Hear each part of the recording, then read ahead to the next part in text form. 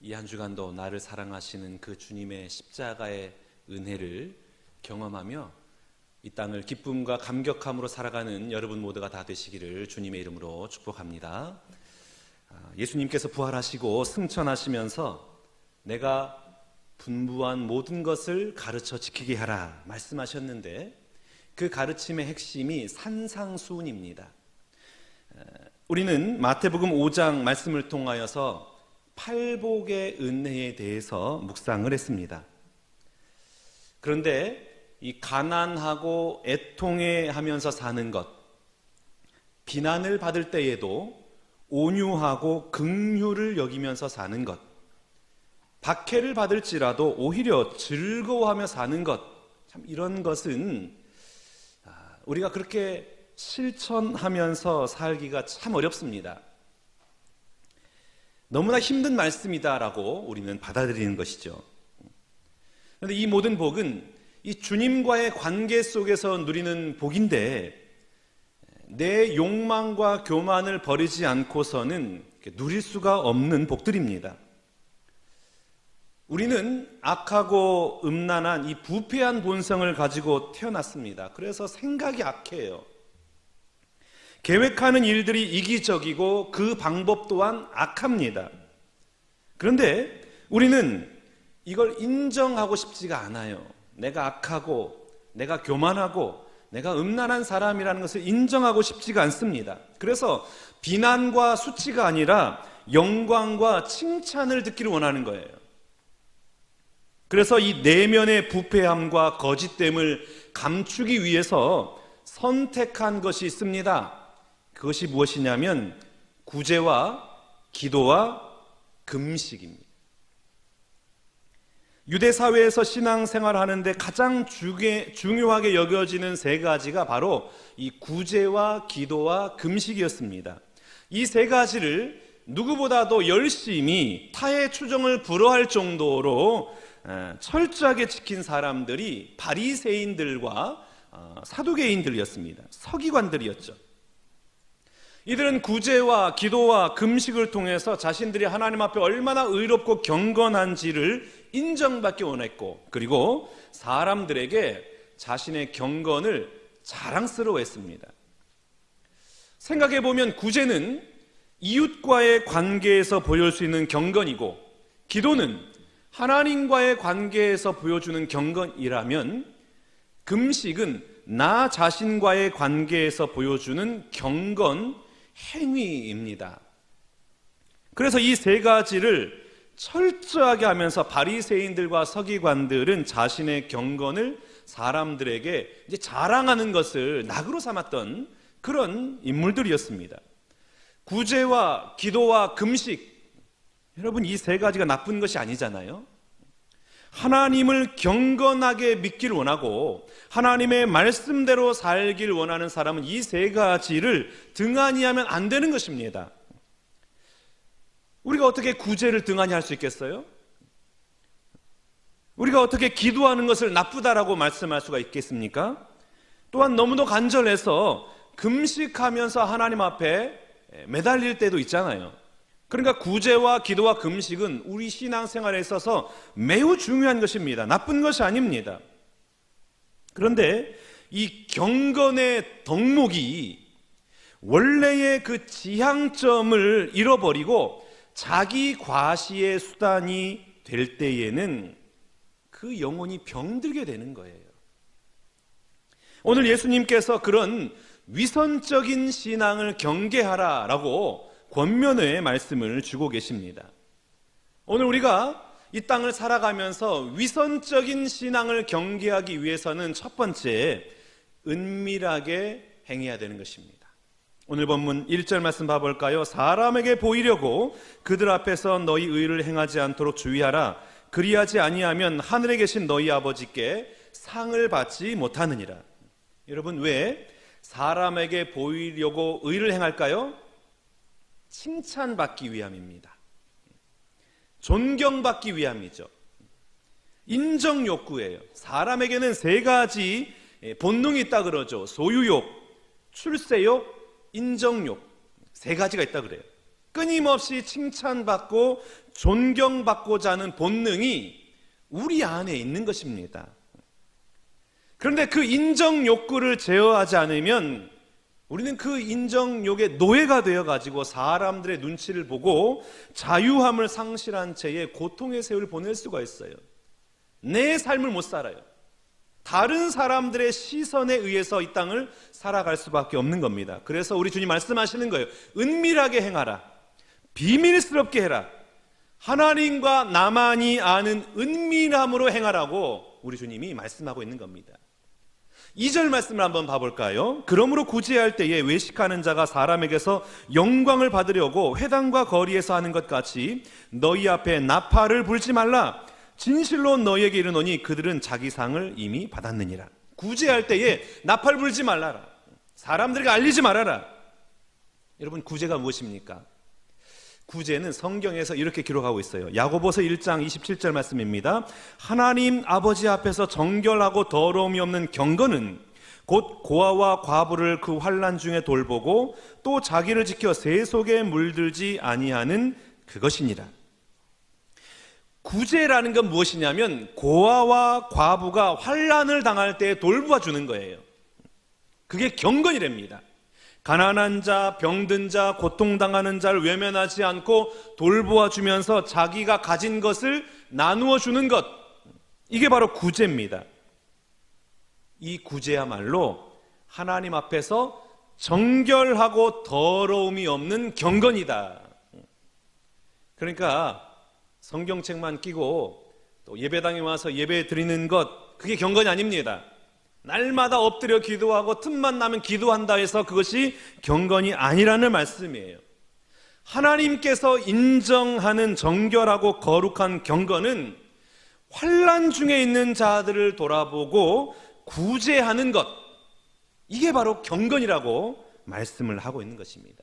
그러니까 그만큼 구제가 중요하다는 거예요.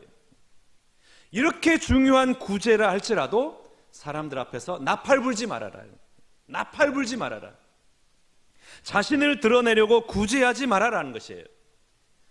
예수님께서 산상수훈 설교를 하신 이후에 외식에 대해서 경고하신 이유는 사람들이 말씀대로 살지는 못하면서 그것을 감추기 위해 택한 방법이 이 구제예요.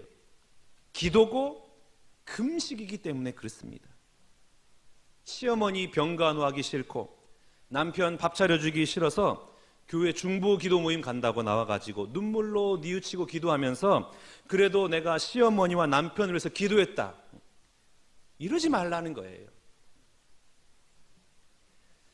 목회자는 성도들을 말씀으로 양육하는 이 말씀 사역뿐만 아니라 돌보고 위로하고 함께 눈물 흘려주는 목양 사역도 함께하는 사람이지 않습니까? 요즘 제가 느끼는 것은 참 목회가 힘들다, 참 쉬운 게 아니다. 말씀을 잘 준비하는 것은 기본이고, 그리고 병든 자, 환난당한 자, 어려움 가운데 놓인 자를 일일이 연락하고 찾아가서 위로하고 격려하는 이 일을 소홀히 하면 안 되기 때문에 그렇습니다. 정말 열심히 해야 되기 때문에 목회가 쉽지 않다라고 느끼게 됩니다. 제가 이 목회를 하다 보니까 이 구제 사역, 특히 이제 목양 사역에서 소외되신 분들이 나와요. 그러면 그 당사자는 얼마나 참 그 마음이 상하겠습니까? 다른 사람은 몰라도 목회자는 나를 찾아와서 위로하고 그리고 기도해 주어서 내가 힘을 얻기를 원하는데 자신이 소외되었다라고 생각하니까 그 얼마나 억울하고 그 얼마나 힘들겠어요. 의지할 곳이 없는 것입니다. 우리 교회도 이제 목회자가 자신의 양떼를 돌보는 일을 소홀히 한다고 감정이 상하신 분들이 이제 더러 계십니다. 자, 그러면 그 상한 감정을 돌이키기가 참 어려워요. 너무나 힘든 거예요. 제가 예전에는 교만해가지고 이런 생각을 했습니다. 아니, 그럼 내가 아팠을 때는 자기는 전화 한 번을 해봤나?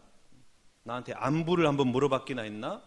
나한테 아무런 관심도 없으면서 어떻게 자기에게만 매달려 주기를 바라는 이기적인 속셈은 도대체 뭔가?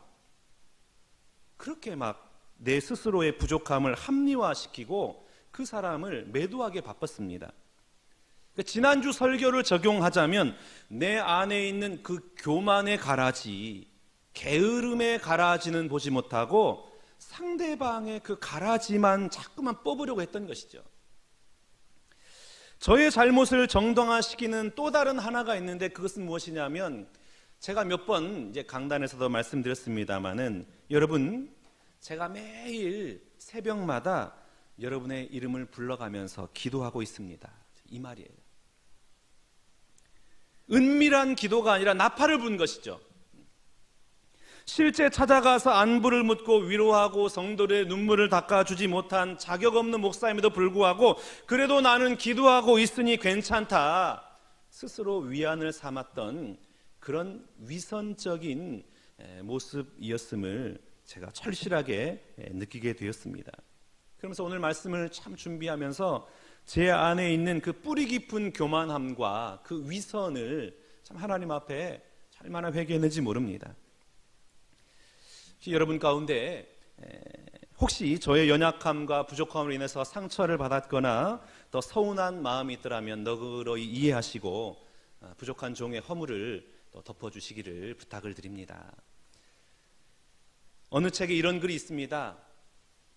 선한 사마리아인의 비유에 관해서 말하기를, 그 사건이 만약 후미진 여리고로 가는 골짜기가 아니라 예루살렘 거리 한복판에 일어난 사건이라면 제사장과 레위인이 그것을 보고 그냥 지나갔겠느냐? 사람들이 안 보는 곳이었기에 모른 척하고 지나갔지, 많은 사람이 보고 있었다면 제사장과 레위인은 그 사람을 반드시 도와주었을 것이다. 이렇게 기록을 하고 있더라고요. 여러분, 우리는 어떤가요? 사람이 보지 않은 곳이었기에 할 것을 안 하거나 하지 말아야 할 것을 하지는 않았습니까? 반대로 사람들이 보니까 하는 척 하지는 않았습니까? 주님은 이러한 자들을 향하여 이렇게 말씀하십니다. 저희는 이미 자기 상을 받았느니라. 이미 받았대요. 하나님이 인정하지 않으신다는 것입니다. 사랑하는 여러분, 우리의 구제가 사람에게 보이기 위한 것이 아니라 하나님의 사랑과 은혜를 흘려보내는 것에 초점을 맞추고 은밀히 비밀스럽게 이 귀한 사역을 감당하는 저와 여러분 모두가 다 되시기를 주님의 이름으로 축복합니다. 적용 질문입니다. 적용 한번 해보십시오. 사람들로부터 인정받기를 원하는 것은 무엇이 있나요? 나를 알아주지 않아서 마음에 상처가 된 사건은 무엇입니까? 사람이 몰라도 하나님이 알아주시는 것이 최고의 상인 것을 믿습니까? 둘째, 하나님께서 모든 것을 보고 계심을 믿어야 하는 것이죠. 4절 말씀 봐보겠습니다. 내 구제함을 은밀하게 하라. 은밀한 중에 보시는 너의 아버지께서 갚으시리라. 6절입니다. 너는 기도할 때 내 골방에 들어가 문을 닫고 은밀한 중에 계신 내 아버지께 기도하라. 은밀한 중에 보시는 내 아버지께서 갚으시리라. 그러니까 본다. 하나님 보신대요. 이 하나님이 보신다, 본다라는 말은 안다는 말로도 번역을 할 수가 있습니다. 8절 말씀 봐보겠습니다. 그러므로 그들을 본받지 말라. 구하기 전에 너희에게 있어야 할 것을 하나님 너희 아버지께서 아시느니라. 아시는 거예요.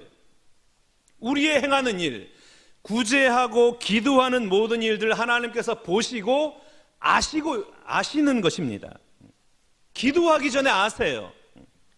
그런 거로 여러분, 하나님 앞에 내가 정보를 제공하기 위해서 기도해서는 안 되는 겁니다. 하나님이 모르시니까 하나님 앞에 내 상황과 내 사정을 자꾸만 알려드리려고 하나님 앞에 이것 좀 알아주세요, 이것 좀 알아주세요, 하나님의 그 귀에 들려드리려고 하는 기도가 되어서는 안 되는 겁니다. 7절 말씀 봐보세요. 또 기도할 때 이방인과 같이 중언부언하지 말라. 그들은 말을 많이 하여야 들으실 줄을 생각하느니라. 왜 중언부언합니까? 왜 말을 많이 합니까? 내 기도의 대상이 어떤 분인지를 모르기 때문에 그래요. 하나님이 얼마나 나를 사랑하시는지를 몰라요. 나를 위해서 어떤 것도 할 수 있다는 그 전능하신 하나님이심을 모르기 때문에 중언부언하는 거예요. 말을 많이 하는 거예요. 하나님에 대한 신뢰가 없는 것입니다. 그러니까 눈물을 흘리고 악을 쓰고 이제 애원하는 거예요. 지성이면 감천이라고 내 수고와 정성이 응답을 가져오는 줄 알고 한서린 기도를 하는 거예요. 막 한을 막 푸는 거예요. 하나님이 나를 모르신다고 생각하기 때문입니다. 아들이 안방에서 큰 소리로 이제 기도를 하고 있었답니다. 하나님, 자전거 좀 주십시오. 자전거 좀 주십시오. 아버지가 옆방에서 TV를 보고 있었는데 어머니가 너무나 시끄러워가지고, 야 이놈아, 기도는 하나님이 들으시는 것이니까 작은 소리 해도 된다. 하나님은 귀머거리가 아니야. 그랬더니 아들이 말하기를, 엄마, 나는 하나님 들으라고 기도하는 것이 아니야. 이렇게 말을 했다 그러죠. 기도의 지향점이 틀렸어요. 하나님이 모른다고 생각해요. 하나님이 나를 안 본다고 생각하기 때문에 자꾸만 사람에게 보이고 사람에게 들려주길 원하는 것이죠. 욥기 23장 10절 말씀 봐볼까요? 그러나 내가 가는 길을 그가 아시나니 그가 나를 단련하신 후에는 내가 순금같이 되어 나오리라. 아멘. 오직 그가 아시나니, 하나님이 아시나니예요. 아무도 몰라도 하나님만은 다 알고 계십니다.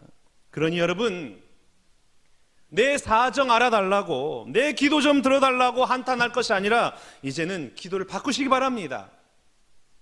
나를 향한 아버지 하나님의 마음을 깨닫게 해달라고 기도하는 여러분 될 수 있길 바랍니다. 나를 사랑하시고 나를 위한 놀라운 계획을 가지고 계시는 그 하나님의 구속사의 은총이 깨달아지게 해달라고 기도할 수 있길 바랍니다. 예레미야 29장 11절 말씀 봐볼까요? 여호와의 말씀이니라 너희를 향한 나의 생각을 내가 아나니 평안이요 재앙이 아니니라 너희에게 미래와 희망을 주는 것이니라. 재앙이 아니에요. 평안을 주고 소망을 주시는 하나님이십니다. 여러분, 내가 하나님의 구속사의 은총 안에 있음을 믿게 될 때에 내 삶의 현장에 펼쳐지는 모든 것은 다 이유가 있고 필요해서 주어진 것임을 깨닫게 됩니다. 고난도 이유가 있어요. 죽을 것만 같은 환경도 이유가 있습니다. 너무나 마음에 들지 않는 배우자도 이유가 있어요. 골칫거리는 자식도 다 이유가 있는 겁니다. 나를 낮추시고 겸손케 하시고 구원의 은총을 허락하시기 위한 하나님의 축복의 선물임을 믿음으로 받아들이게 되는 것입니다. 이러한 믿음의 눈이 열리고 구속사의 말씀이 들려지는 여러분 모두가 다 되시기를 주님의 이름으로 축복합니다. 적용 질문이에요. 하나님께서 나의 수고와 기도와 눈물을 남김없이 다 알고 계시다는 것을 믿습니까? 내 삶의 현장에 일어나는 모든 사건, 고난의 사건은 나를 사랑하시는 하나님의 섭리의 결과임이 믿어지시나요? 세 번째, 위선적인 신앙을 경계하기 위해서는 하나님께서 갚으심을 믿어야 합니다. 4절 말씀 봐보겠습니다. 내 구제함을 은밀하게 하라. 은밀한 중에 보시는 너의 아버지께서 갚으시리라. 여러분, 하나님은 보상하신 하나님이에요. 갚으세요. 당신의 자녀들이 이웃을 사랑하여서 구제하면 그것을 보상해 주십니다. 잠언 19장 17절 말씀입니다. 가난한 자를 불쌍히 여기는 것은 여호와께 꾸어드리는 것이니 그의 선행을 그에게 갚아주시리라. 그러니 여러분, 초조할 거 없어요. 불안해할 것도 없습니다. 아무도 모르게 비밀스럽게 은밀한 일도 하나님께서 은밀하게 갚아주시는 겁니다. 은밀한 중에 계신 하나님이 은밀하게 갚아주시는 것, 이게 바로 하나님이 보상하시는 방법입니다. 기도도 마찬가지예요. 우리가 하나님 앞에 행해진 진실한 기도는 하나님께서 반드시 들으시고 응답해 주십니다. 그러므로 기도에 흔들리지 않고 반드시 하나님 앞에 간절한 기도로 나아가는 여러분 될 수 있기를 바랍니다. 6절 말씀 봐볼까요? 너는 기도할 때 내 골방에 들어가 문을 닫고 은밀한 중에 계신 내 아버지께 기도하라. 은밀한 중에 보시는 내 아버지께서 갚으시리라. 반드시 갚아주신대요. 여러분, 하나님이 갚아주시는 것은 무엇으로 갚아주실까요? 우리 하나님은 평강과 사랑으로 갚아주십니다. 외식하는 사람에게는 평강이 없어요. 왜 평강이 없을까요? 사람들이 알아줄까 알아주지 않을까 그것 때문에 날마다 속을 끓이는 거예요. 알아주지 않으면 어떻게 하지? 나 좀 알아줘야 될 텐데 평강이 없어요. 외식은 자기 욕심으로 하기 때문에 외식하는 사람은 사랑이 없습니다. 사랑으로 하는 것이 아니에요. 사랑이 있는 것처럼 보이지만 진심이 아니기 때문에 얼마 못 가서 실체가 드러나는 거예요. 사랑으로 하지 않기 때문에 본인도 상대방도 평안함을 누리지 못하게 되는 겁니다. 한번 생각을 해보세요. 내가 행복하게 되기보다는 행복하게 보이기를 원해요. 내가 선한 사람이 되기보다는 선하게 보이기를 원해요. 내가 아는 사람이 되기보다는 아는 것처럼 보이기를 원하기 때문에 우리 인생이 힘든 겁니다. 너무나 힘들어요. 다른 사람이 나를 어떻게 생각할까, 어떻게 평가할까. 그러니까 평강이 없는 것이죠. 여러분, 사람에게 인정받으러 가는 그 굴레에서 벗어나야 됩니다. 가정에서도 직장에서도 교회에서도 내가 인정받고 싶어서 하는 그 외식 때문에 문제가 일어나는 거예요. 사람의 눈을 의식하기 때문에 부부 사이에도 문제가 생기는 것이고 교회에서도 성도 간에 문제가 일어나는 것입니다. 은밀하게 행하는 구제가 돈으로부터 나를 자유케 하죠. 은밀하게 행하는 금식과 기도가 사람의 인정으로부터 나를 자유롭게 하는 것입니다. 그래서 돈이 없어도 내가 평강을 누리게 돼요. 나를 알아주지 않아도 한결같은 자세로 하나님 앞에 기도하며 상대방을 사랑할 수가 있게 되는 겁니다. 이것이 바로 하나님이 은밀하게 갚아주시는 최고의 상인 평강과 사랑입니다. 사랑하는 신광의 성도 여러분, 사람에게 인정받으려는 그 욕망을 벗어버리고 오직 은밀하게 갚아주시는 하나님만 바라보며 하나님께서 갚아주시는 그 하늘의 평강과 사랑의 은혜를 누리며 이 땅을 살아가는 여러분 모두가 다 되시기를 주님의 이름으로 축원합니다.